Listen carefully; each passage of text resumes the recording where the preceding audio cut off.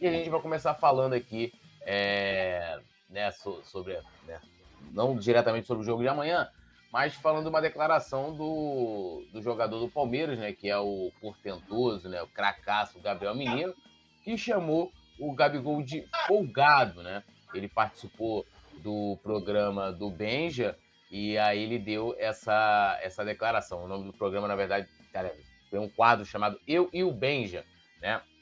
Que é aquele programa lá no SBT.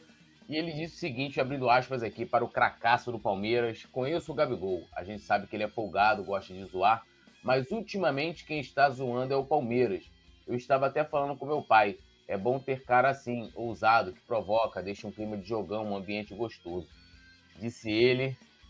E aí, Petit, Gabigol é folgado?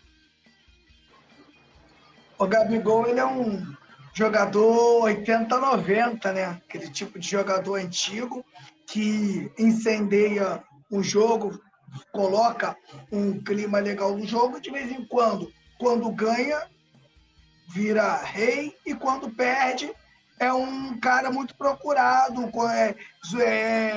é muito procurado também por os caras zoarem ele também, né? E isso é interessante, isso é bom demais, né?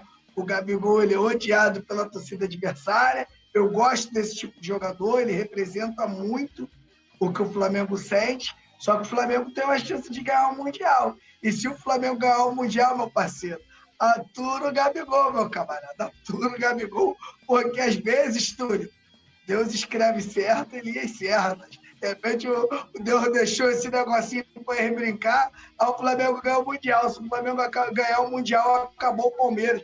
Lembrando que, na minha opinião, esse é o último Mundial que um sul-americano tem a chance de ganhar. Depois que mudar o Mundial e colocar um monte de europeu, aí acabou a chance dos sul-americanos. Os sul-americanos nunca mais vão conseguir ganhar esse título.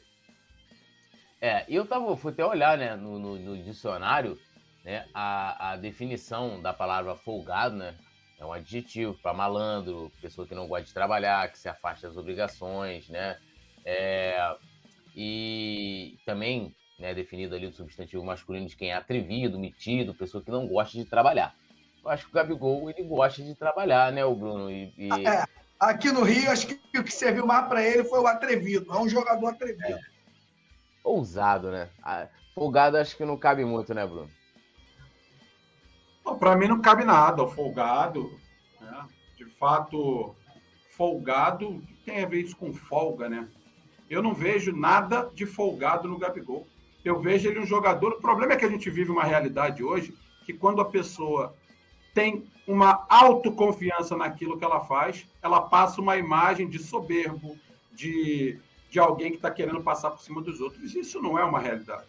Na verdade, a autoconfiança do Gabigol, ela acaba incendiando não só a ele, ela incendeia o restante do time, e quantas vezes ela incendiou também a torcida do Flamengo no Maracanã. Ou vocês esquecem como é que foi que a gente virou? Porque já houve uma virada em cobrança de pênalti. A última aconteceu na final contra o Corinthians, quando ele fez o gol dele e incendiou a torcida, o que é muito difícil de acontecer numa disputa por pênalti no Maracanã.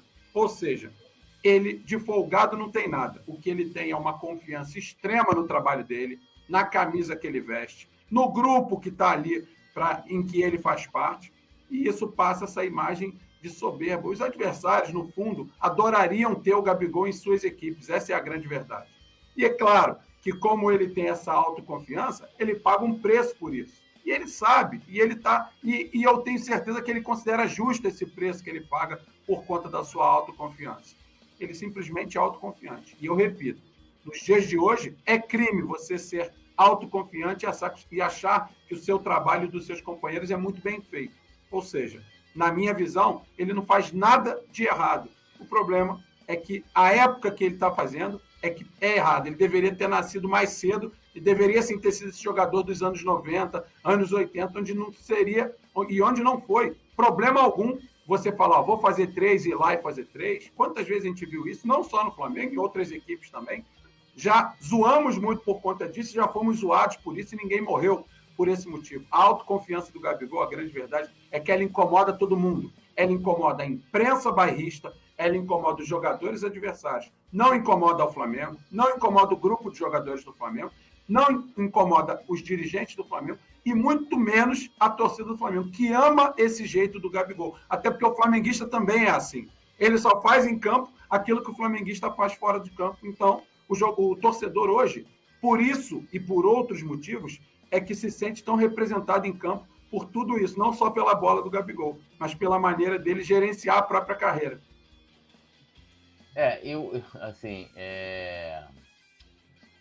Como é que eu vou colocar isso? Sabe o que é engraçado, né? Assim, o Gabigol, ele tem esse jeito dele, ele né, é provocador, de fato, é um cara que ele estimula o espetáculo, né, do futebol, dentro de campo, fora, né?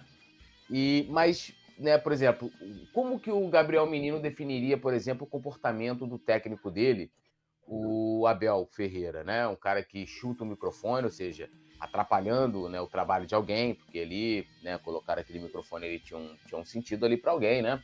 O profissional colocou. Um cara que destrata o jornalista, diz que, né, é xenófobo, né? Que diz que o jogador brasileiro tem uma mentalidade menor do que o europeu, né? Ou seja, é um preconceituoso. Qual seria a definição? E disso a imprensa não fala, né?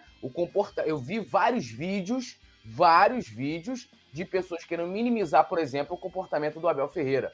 E aqui eu não estou questionando o profissional, é vencedor, tem os méritos dele, jamais vou querer dizer alguma coisa sobre o sucesso dele, né?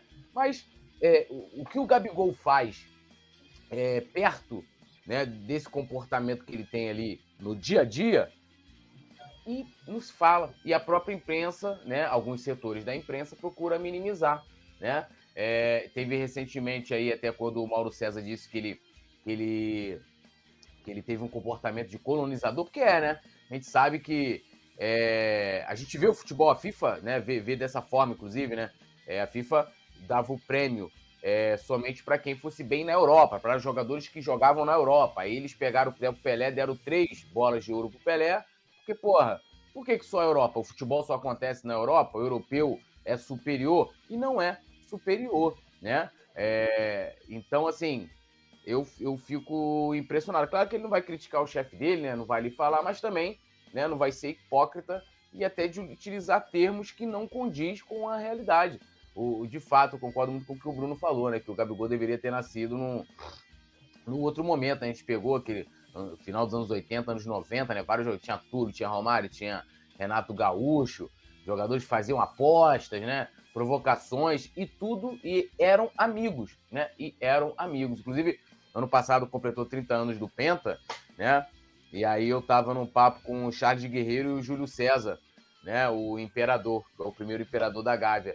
E eles contando essa provocação com o Renato, o lance do churrasco, que teve uma grande repercussão na época e tal, que foi uma aposta. Então, hoje ninguém pode fazer isso, porque já vão primeiro, né?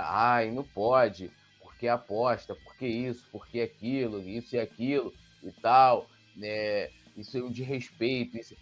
Se pegar, tem uma entrevista do Zico, se não me engano, de 83, na final contra o Grêmio no Brasileiro. Aí perguntam pro Zico antes do jogo lá em Porto Alegre: Zico, quanto vai ser o jogo? Ele falou: vai ser 1x0 o gol do Nunes, passe meu. E o jogo foi 1x0 o gol do Nunes, passe do Zico. Se perguntarem hoje, quanto que vai ser, até pro Gabigol, quanto que vai ser o resultado do jogo? Ele vai falar: não, temos que respeitar o adversário, temos que o jogo se joga no campo, parará, né? Aquela coisa toda, né? Mas as coisas que devem ser condenadas, que devem ser adjetivadas, elas não são. Pelo contrário, as pessoas procuram minimizar erros bruscos de certos profissionais, né? Alô, nação do Mengão! Esse é o Coluna do Fla. Seja bem-vindo! Se inscreva no canal, não esqueça de deixar o seu like, pega o link, compartilha pra geral, comente bastante, queremos te ouvir. Aqui você tem a melhor transmissão dos jogos do Flamengo na internet. O Coluna é brabo e tem o Podfla, o podcast da nação.